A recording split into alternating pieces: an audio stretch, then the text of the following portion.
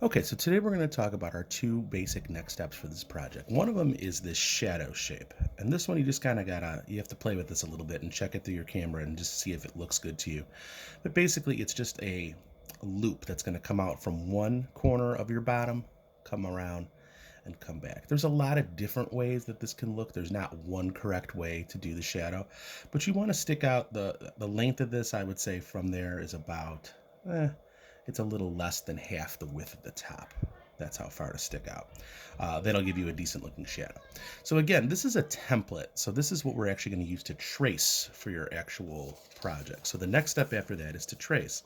And you can notice that I darkened up my lines a whole bunch. But when I trace, I'm going to trace very, very, very lightly.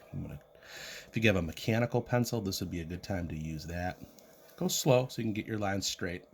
I'm going to try to go as fast as I can here for the sake of making this video not too long.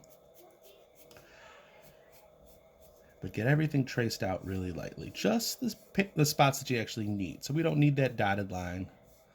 We don't need any of the other extra stuff. We just need that. That's where we want to be. So we trace that out.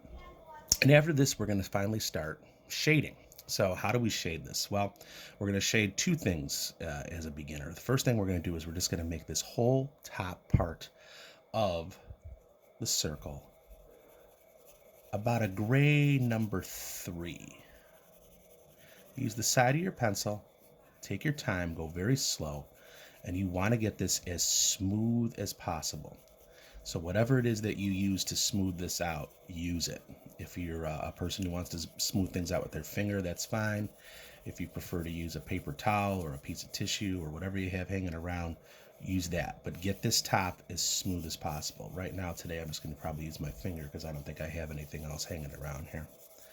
Use the side of the pencil. Try to get rid of all of your pencil marks. You don't want to see lines here.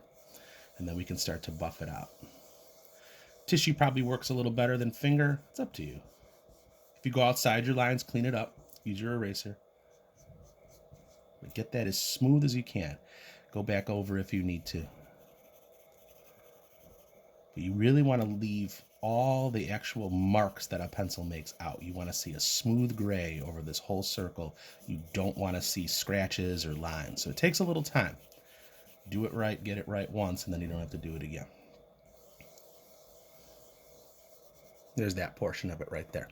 The last portion is going to be down in the shadow. And what we're going to do to shade the shadow to start is do the whole thing about a number 4. A little bit darker.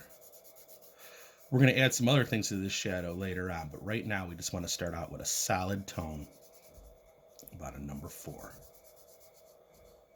And again, same thing. Try to hide your pencil marks. Use the side of the pencil lead. Keep your pencil sharp.